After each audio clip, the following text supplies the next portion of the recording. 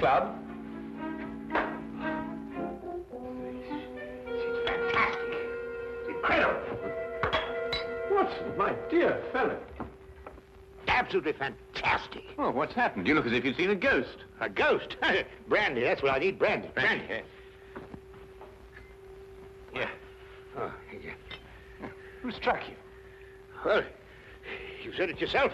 It was a ghost, and without any previous warning at all, he hit me in the eye. Yeah, wait a minute. Yes, I think you better have another. Well, thank you. And now I'll begin again. Who struck you? Upon my words, Holmes, it was a ghost. The ghost. Huh? Do you have a headache, Watson? It may seem humorous to you, but I mean, look, let me tell you from the beginning. Yes, please do, but start right at the beginning. Right, well, I was on my way back from the club. You see, it was about 8 o'clock. And I got into Spender Street, and I was just opposite that little tobacconist. You know, makes that big Yes, I know, yes. Go on, Watson. What did you do then? Well, I saw a man in front of me suddenly clutch his chest. He was walking towards you? How do you know? Well, I mean, you said he staggered and clutched his chest. You must have been, Yeah, that's logical. Anyway, well, anyway, I rushed up to him to help him, you see, and he's still able to mumble something about he had a heart, and he lived in 19 Hooper Street, and would I help him get there? But there were no other pedestrians? No, the street was completely deserted. Good. Go on. Well, then his landlady let us in, and he was unconscious by that time, so I carried him up to his room, and I laid him out in his bed, and Holmes, he was dead. Now, look here, Holmes, he was absolutely, completely, and utterly dead. I couldn't make a mistake about a thing like that. No, of course you couldn't, old man. No. Go on, then. What happened next? Well, then I told the landlady rather said to me that she'd call the authorities, you see, and I left my name with her just in case, you know, they'd want me. And then, well, I thought it would be rather more delicate if I left, you see. I mean, he must have relations. Yes, it's quite right, Watson. A most delicate situation. Yeah. What was the man's name? Higgins. Albert Higgins. Uh-huh, I see. And what did you do after you left the house? Well, you see, it had been a bit of an effort, you know, carrying him up like that, so I got down the stairs and popped across the road into a pub and had a pint. Yeah. And then I started off back to the flat, you see. Well, I just turned the corner into Spender Street, and there was Higgins, Albert Higgins? Yeah, just face to face with me. He really was large as life. We stood looking at each other for a minute, then he lashed out and hit me in the eye. And then really, Holmes, he vanished. Vanished? Yes, he's into the blue. Well, he ran away? Well, the street was rather ill-lit, you know, and it took me a minute or two to pull myself together. And then I don't know whether he ran away or not, but he vanished. Well, that's most unusual. Most. Did you speak to this ghost? Well, I may have said, good gracious, Higgins, or by Jove, Higgins, or even good heavens, Higgins. Oh, yeah, it is perfectly natural, Watson. Describe Higgins to me. Well, he's 50-ish. Sandy-haired, medium build. Well, is that all you observed? No characteristics? Well, now, really, Holmes, when I had the chance of examining him on the bed, the most obvious characteristic was he was dead. Yes, but how was he dressed? Green tweed suit. What, just wearing a green tweed suit? He must have been wearing something more than that in this weather. Oh, no, he had a big floppy hat and a long overcoat. Ah. Oh, and something else. Yes, I did notice something else. He limped. Aha. And was he carrying a cane? No cane. Well, is there anything else, Watson? Think hard. Oh, yes, I remember something now. What? Yes, the second time I saw him, he was carrying a package. But the first time, he didn't have one. Now this is curious. Very curious. Where are you going, Holmes? Not me. We. I'm in no condition to leave the house. And a morsel of raw beef will immeasurably improve your appearance. And then what? Then we shall do our best to track down the belligerent ghost of Albert Higgins. Fascinating idea, don't you think? Well, the whole thing's been most unnerving, you know. I mean, it knocks the wind out of the chap, yes? Oh, really, no.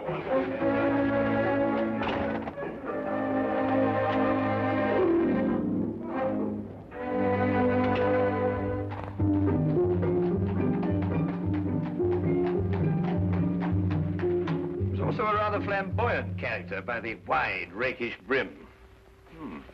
I see he was an artist, too. Though he hasn't painted very much recently. Notice the specks of paint underneath the brim here. And not house paint, but canvas oils. Here, what's this? How are you, Jensen? What are you doing in poor Albert's room? Oh, good evening, Mrs. Blake. You remember me, Dr. Watson? You're the bloke who brought poor Albert in. Yes. Who's your gentleman friend? This is Mr. Sherlock Holmes. Mrs. Maggie Blake, the landlady. Pleased to meet you, I'm sure, Mr. Holmes. Oh, poor old Albert. He was proper fond of life, Albert was. He wouldn't have popped off if he'd had his way. Oh, few of us would, madam. I was around to the local having me good night pint. And grieving for poor old Albert. He would have wanted a proper send-off. With a pint of mild and bitter, Albert would. No doubt he would, madam. The body, I see, has been removed by the authorities. Oh, poor old Albert on a slab. Oh, dear, dear. Have you notified his next of kin, Mrs. Blake? no, he had none. He was all alone. Oh, I see. Where was Mr. Higgins employed, madam? At the Pembroke Museum, right around the corner in Spender Street. It's a picture museum. Albert was a day watchman. A day watchman, you say?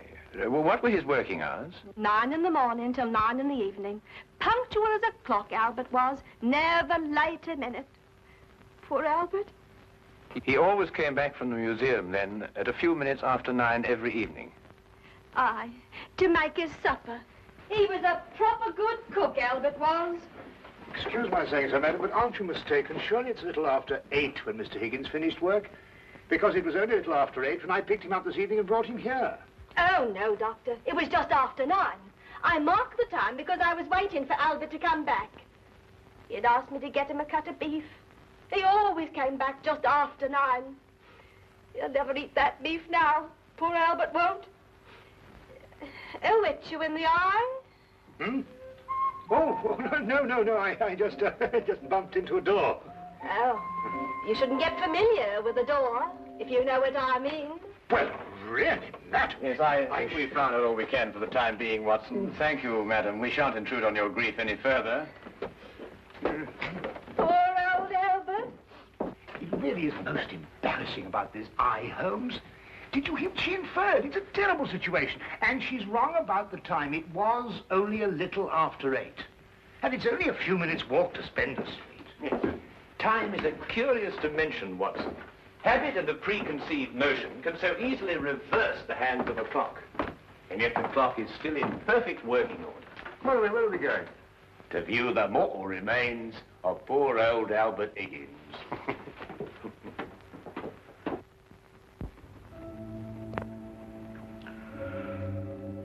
Well, there he is, Mr. Holmes. Nice and peaceful, I gave. Poor chap. See anything, Holmes? Nothing that I haven't already deduced, except that I drew an erroneous conclusion from his hat. He has painted recently, but indoors with his hat off. There are still traces of paint, quite fresh under his fingernails. What does that mean? I haven't the faintest idea. Well, you gents aren't the only ones interested in this dearly departed. Inspector Lestrade of Scotland Yard's looked him over, too. Oh, indeed. Oh, he's still here if you'd like to talk to him. Well, that should be very informative for one or the other, or both of us. I can't understand it, Holmes. I'm absolutely sure this is the man who punched me. I'm positive. But also the one who had the heart attack? Yes, I'm sure of it. One and the same. Well, he's punched his last punch. Where he probably is, they're punching him. Full of holes with pitchforks. Yes, well, I think we've seen and heard enough. Would you like to take us to Inspector Lestrade now, please?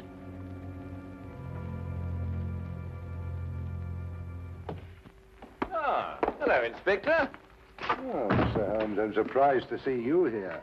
Now, this is one case you can't make anything clear out of. Oh, then why, my dear Inspector Lestrade, are you here? Well, when they brought him in, somebody recognized him as pound-note Albert Higgins. I come along to check their identification. We like to keep a track of our old pals, you know. What was he in prison for? Counterfeiting. He made the best pound note you ever saw. Yes, he was a real artist. Lestrade, there's no doubt as to the cause of death, is there? Oh, sorry, Holmes. Heart failure, no foul play. I understand you were with him in his last moments.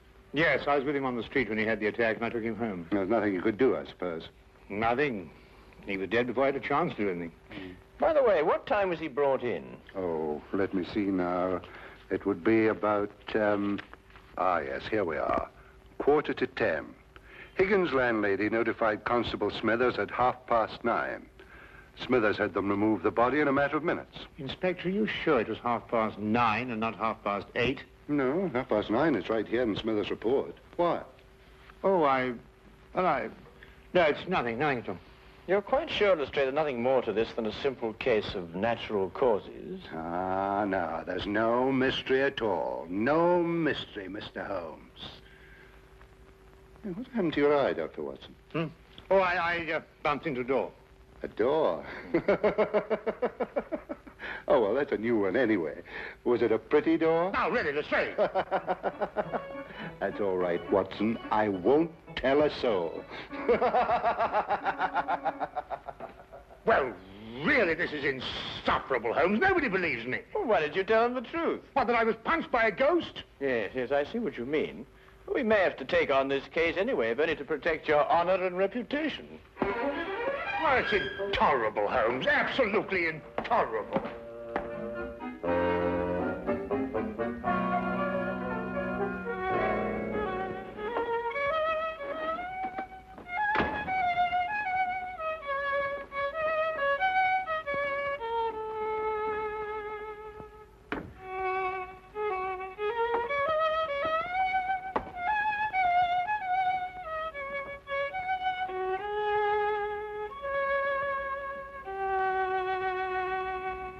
Oh, evening, Watson.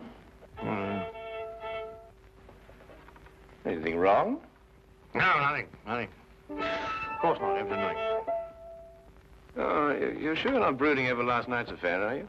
Of course I'm not. Don't be so ridiculous. Oh, come on, out with it, man. Well, No, there's nothing to come out with. I don't know what you're talking about. Oh, come on, Watson, there's something on your mind. Well, Gosh, you'd never believe it. Nobody'd believe it. Well? Well, I met Albert Higgins in Spender Street again, tonight. And he punched you again? He pulled my nose. Really? Very, very interesting, Watson.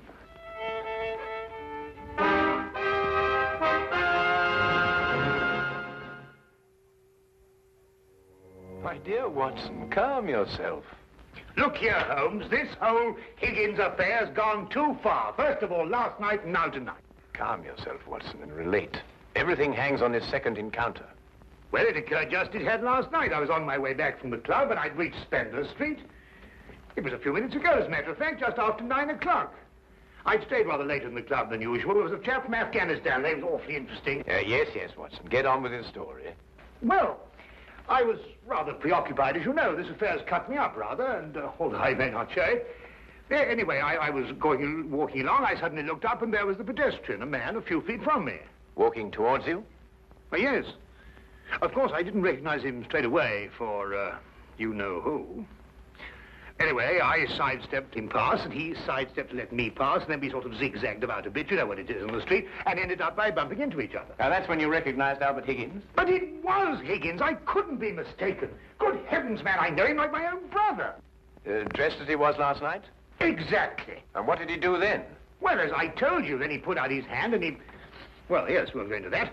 And then he was gone, vanished. Capital, Watson, capital. Everything begins to fall into place. Now, there's one more question. Was he carrying a package? Well, yes, he was, just like last time. I say, Holmes, do you believe, What? Supernatural? Ghosts, do you mean?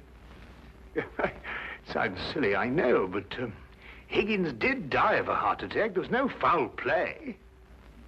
No foul play? Why, the whole affair reeks of foul play. I can tell you, Watson, I haven't been idle today.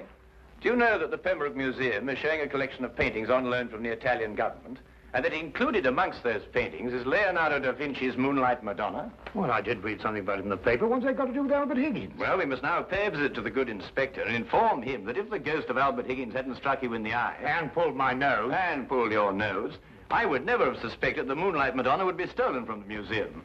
What? Well, it's quite obvious, isn't it? Well, of course.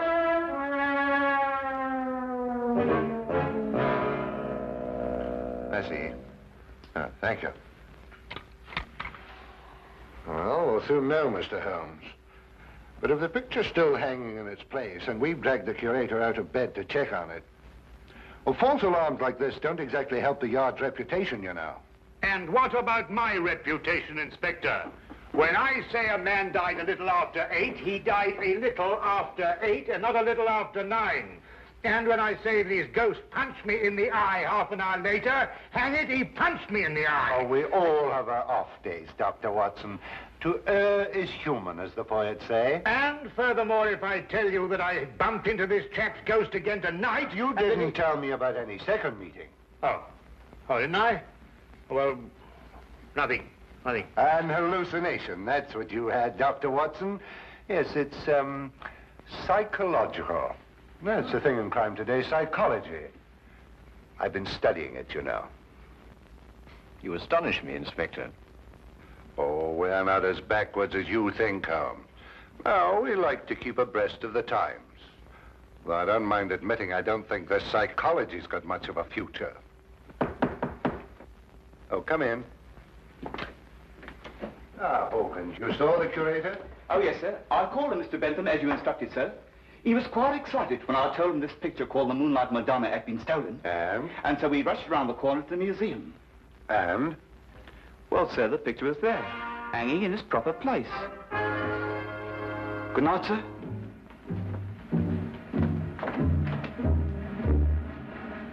Well, there you are, Holmes. As I said to Dr. Watson, to err is human. Can I give you gentlemen a lift anywhere? Thank you, Inspector. Oh, I think it might be a good idea if we called at the Pembroke Museum on our way. But you heard what Hawkins said. The picture was hanging in its proper place. My dear Lestrade, Hawkins' statement merely proves that what he and the curator saw was not the Moonlight Madonna at all. Merely an excellent forgery.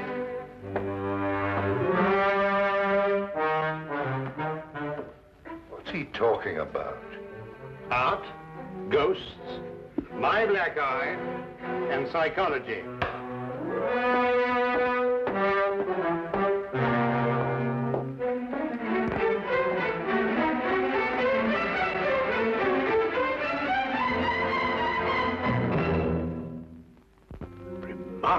Remarkable. Only a microscopic examination of the brushstroke shows it any different from Da Vinci's work. Of course, if you still have any doubts, a chemical analysis of the paint mixtures will prove them to be of modern manufacture. No. You've quite convinced me, Mr. Holmes. An analysis is necessary. Dear me, this is catastrophic. A rather delicate situation, eh? Delicate. The Italian government will hold the British government responsible. But the painting is an Italian national treasure. And the theft could easily affect a pending treaty between the two nations. Mr. Holmes, you must find the original before the Italians learn the painting's been stolen. The British government will hold me responsible. And the Yard will hold me responsible. The most priceless of the lot, too. Yes, naturally. Well, we know who stole the painting and substituted a forgery, Higgins. All we've got to do now is find out where he hid it. What time did you leave the museum, Mr. Benson? Well, a few minutes before 9. Higgins was still on duty. You're quite sure it was Higgins? I'm certain, Mr. Holmes. I chatted with him for a few moments, and I couldn't have mistaken his voice. And the night watchman relieved him at 9. Well, you heard him say that, Mr. Holmes, and that he had a package with him when he left. The night watchman swears up hill and down dale it was Higgins, all right. Well, the matter seems to resolve itself very nicely, doesn't it? Dr. Watson was punched by Higgins a few minutes after 9. The night watchman saw him leave at 9. And you spoke to him a few minutes before 9. Look, Holmes, why don't you and Dr. Watson go home and have a good night's rest? From now on, it's nothing but plain, ordinary, simple police work. Nothing you could use a magnifying glass on. True. True, Inspector. Well, good evening, gentlemen. Yes, well, good night, gentlemen.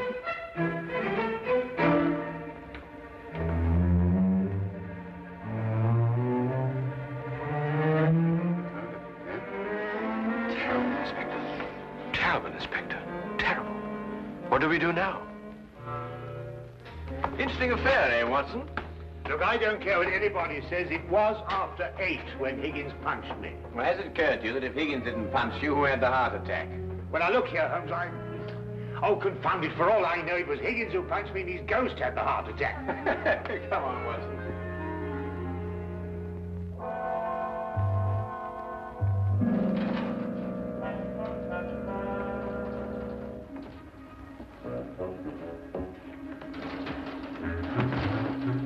We might have the common decency to tell me what we're breaking into. Shh, whisper. Well, I am whispering. Oh, quiet. Look here, we broke into the rear of the museum because if so, Holmes, really, I don't know what's going to happen to us.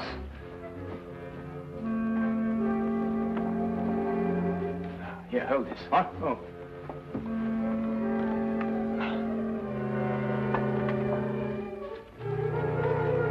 Holmes, this is sheer vandalism. Yes, well, then there must be a bit of a vandal in us all. Holmes, what are you doing? This is wanton destruction. I've never seen anything like this in my life. I forbid you to. I didn't know this side of your character, Holmes. I'm shocked. Ah, just as I thought. Look, Watson. Good heavens, the Moonlight Madonna. Yes, ingenious, isn't it?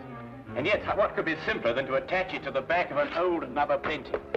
How on earth did you work that out? Well, I just asked myself where I would hide a stolen canvas. Holmes, have you gone mad? No. We just await events. I don't think we should have to wait very long. Holmes! Dr. Watson! What's the meaning of this? Watson, I believe you've already met Mr. Bentham in his capacity as curator of the Pembroke Museum. Allow me to present him to you now as the picture thief. Charmed, Dr. Watson. Oh, delighted. What is this? So you discovered my little hiding place, Mr. Holmes. I'm curious. How did you know it was I and not the late lamented Higgins? Yes, I believe Dr. Watson's story from the first. If Higgins died at a little after 8, it must have been someone else who struck him a little after 9. But it was Higgins who punched me home. Don't know, Watson. It was a limp, a wide, floppy hat, and an exceedingly long overcoat that punched you, seen in a dimly lit street. A psychological misidentification, as the good inspector would call it. The night watchman was also a victim of the same illusion. And what about the landlady? How much did you have to pay her to set back the time of death by an hour, Mr. Bentham? Oh, not much, Mr. Holmes. How did you know it was me? Dr. Watson and the night watchman both identified the 9 o'clock Higgins visually at a distance. Only you pretended to have spoken to him. This meant that either you were lying or Dr. Watson was punched in the eye by a ghost. I believe the simple explanation. You almost make me feel transparent, Mr. Holmes. To anyone who viewed the facts objectively, you were. It's a pity that one crime has to lead to another. Yes, and I think it's a great pity, Holmes, that you broke that vase. Oh, yes. But it's only an imitation. Nonsense, you can't tell me that that sort of work like this is an imitation. Perhaps the pieces can be... Well done, Watson, well done. You know, Holmes, you didn't have to invite him here to catch us. You put us in rather an awkward position. Oh, my dear fellow, I have sublime confidence in your ability to extricate us from any predicament in which my rashness may place us. Might I suggest that you now fetch the good inspector? Yeah, here you are. Yeah. Excuse me. I say, Holmes, Bentham punched me in the eye. Who was it tweaked my nose? Well, my dear old chap, it was absolutely imperative that I make certain that the limp, the hat, and the coat were really capable of fooling you. You? Yes, I regret to say I not only tweaked your nose, but I also pulled your leg. Oh! What?